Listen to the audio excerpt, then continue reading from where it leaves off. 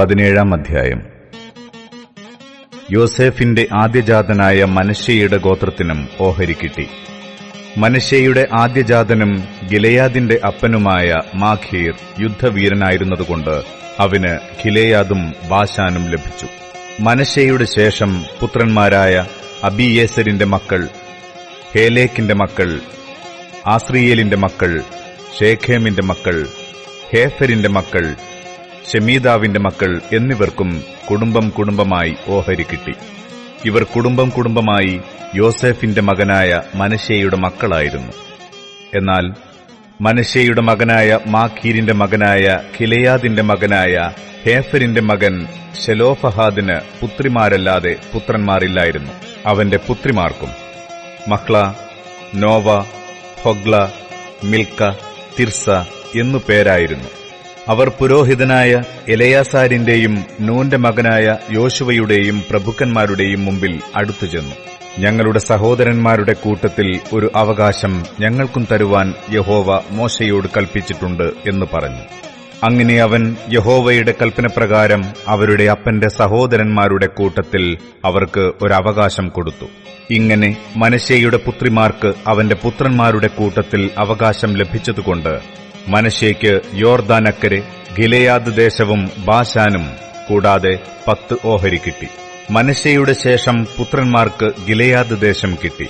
മനശ്ശെയുടെ അതിരോ ആശേർ മുതൽ ശേഖേമിന് കിഴക്കുള്ള മിക്ബെഥാത്ത് വരെ ചെന്ന് വലത്തോട്ട് തിരിഞ്ഞ് ഏൻ തപ്പുഹായിലെ നിവാസികളുടെ അടുക്കലോളം നീണ്ടുകിടക്കുന്നു. തപ്പുഹാ ദേശം മനശ്ശെയ്ക്കുള്ളതായിരുന്നു. എങ്കിലും മനശ്ശെയുടെ അതിരിലുള്ള തപ്പുഹാ പട്ടണം എഫ്രയീമ്യർക്കുള്ളതായിരുന്നു. പിന്നെ ആ അതിർ കാനാ തോട്ടിങ്കിലേക്ക് തോട്ടിന്റെ തെക്കുകൂടി ഇറങ്ങുന്നു.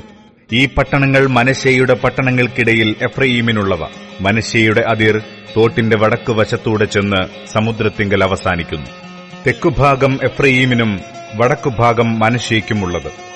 സമുദ്രം അവന്റെ അതിരാകുന്നു. അത് വടക്ക് ആശേരിനോടും കിഴക്ക് യിസ്സാഖാരിനോടും തൊട്ടിരിക്കുന്നു. യിസ്സാഖാരിലും ആശേരിലും മനശ്ശെയ്ക്ക് ബേത്ത് യശാനും അതിന്റെ അധീന നഗരങ്ങളും, യിബ്ളയാമും അതിന്റെ അധീന നഗരങ്ങളും, ദോർ നിവാസികളും അതിന്റെ അധീന നഗരങ്ങളും, ഏൻദോർ നിവാസികളും അതിന്റെ അധീന നഗരങ്ങളും, താനാക്ക് നിവാസികളും അതിന്റെ അധീന നഗരങ്ങളും, മെഗിദ്ദോ നിവാസികളും അതിന്റെ അധീന നഗരങ്ങളും ഉണ്ടായിരുന്നു. 3 മേടുകൾ തന്നെ. എന്നാൽ മനശ്ശെയുടെ മക്കൾക്ക് ആ പട്ടണങ്ങളിലെ നിവാസികളെ നീക്കിക്കളവാൻ കഴിഞ്ഞില്ല. കനാന്യർക്ക് ആ ദേശത്തിൽ തന്നെ പാർപ്പാനുള്ള താൽപര്യം സാധിച്ചു. എന്നാൽ ഇസ്രയേൽ മക്കൾ ബലവാന്മാരായി തീർന്നപ്പോൾ അവരെ നീക്കിക്കളയാതെ അവരെക്കൊണ്ട് ഊഴിയ വേല ചെയ്യിച്ചു. അനന്തരം യോസേഫിന്റെ മക്കൾ യോശുവയോട്, യഹോവ ഇതുവരെ ഞങ്ങളെ അനുഗ്രഹിച്ചു. ഞങ്ങൾ ഒരു വലിയ ജനമായി തീർന്നിരിക്കെ ഒരു നറുക്കും ഓഹരിയും മാത്രം നീ ഞങ്ങൾക്ക് തന്നതെന്ത് എന്ന് ചോദിച്ചു. യോശുവ അവരോട്, നിങ്ങൾ വലിയൊരു ജനമെങ്കിൽ എഫ്രയീം പർവ്വതം നിങ്ങൾക്ക് വിസ്താരം പോരാത്തതാകൊണ്ട് കാട്ടുപ്രദേശത്ത് ചെന്ന് പെരിസ്യരുടെയും മല്ലന്മാരുടെയും ദേശത്ത് കാടുവെട്ടി സ്ഥലം എടുത്തുകൊള്ളുവിൻ എന്ന് ഉത്തരം പറഞ്ഞു. അതിന് യോസേഫിന്റെ മക്കൾ, മലനാട് ഞങ്ങൾക്ക് പോരാ. ബേത്ത് ഷെയാനിലും അതിന്റെ അധീന നഗരങ്ങളിലും ഇസ്രയേൽ താഴ്വരയിലും ഇങ്ങനെ താഴ്വീതി പ്രദേശത്ത് പാർക്കുന്ന കനാന്യർക്കൊക്കെയും ഇരുമ്പുരഥങ്ങളുണ്ട് എന്ന് പറഞ്ഞു. യോശുവ യോസേഫിന്റെ കുലമായ എഫ്രയീമിനോടും മനശ്ശെയോടും പറഞ്ഞത്, നിങ്ങൾ വലിയൊരു ജനം തന്നെ, മഹാശക്തിയും ഉണ്ട്.